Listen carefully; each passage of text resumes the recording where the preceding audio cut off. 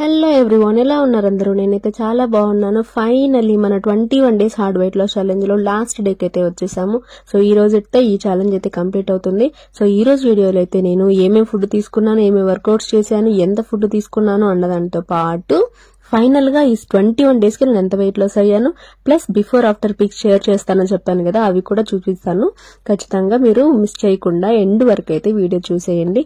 అలాగే మన వీడియో ఎవరికైనా యూస్ఫుల్ అనిపిస్తుంది అంటే మీ ఫ్రెండ్స్ కానీ తెలిసిన వాళ్ళకి ఉపయోగపడుతుంది అనిపిస్తే మిస్ చేయకుండా వాళ్ళకి షేర్ చేయండి. చూసారు కదా, నేనైతే 21 డేస్ కి 66.05 కి వచ్చాను. సూపర్. సో ఇందాకే చూసారు కదా, నేనైతే ఈ రోజు అబ్డామన్ వర్కౌట్స్ చేస్తున్నాను.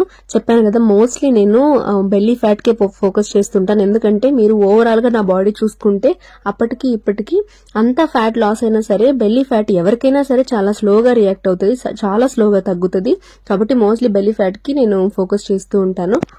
ఈ 21 డేస్ లో నేను పెట్టుకున్న 5 రూల్స్ మిస్ చేయకుండా చేశానా లేదా, మీరు మన వీడియోస్ అన్ని రెగ్యులర్ గా ఫాలో అయ్యి ఉంటే నేనేమైనా మిస్ చేశానా, ఏ రోజైనా ఈ 5 రూల్స్ లో ఒక్కటైనా మిస్ చేశానా అన్నది మీరు చూసుంటే కామెంట్ చేయండి. నాకు తెలిసినంత వరకు నేనైతే కంప్లీట్ గా ఫాలో అయ్యాను. అదే నాకు ద బిగ్గెస్ట్ అచీవ్మెంట్. ఎంత వెయిట్ లాస్ అయ్యానో, ఎంత తగ్గింది, ఎంత ఫ్యాట్ కరిగింది అవంతా కాదు. కాకపోతే ఈ 5 రూల్స్ నేను అనుకున్న 21 డేస్ ఏమొచ్చినా సరే, ఎటువంటి ఆటంకం వచ్చినా, ఎన్ని అబ్స్టకల్స్ అంటే ఏ పని పడినా సరే నేను చేయగలిగానా లేదా అన్నదే మెయిన్. ఎందుకు 21 డేసే చేయాలంటే మీలో కొంతమందికి ఆల్రెడీ తెలిసే ఉంటది.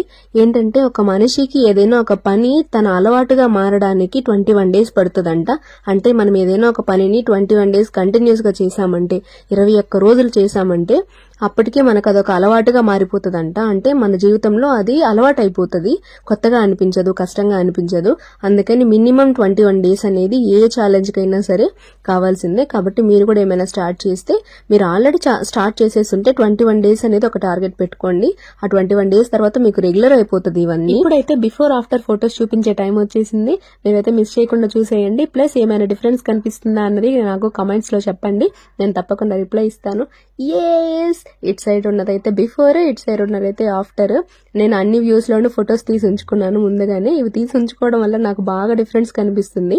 స్కేల్ మీద నంబరే కాదు, మనకి బాడీలో ఈ షేప్స్ డిఫరెన్స్ కూడా చాలా ఇంపార్టెంట్. నేను పక్కన చూసి ఇట్లా చూసిన తర్వాత చాలా హ్యాపీ ఫీల్ అయ్యాను.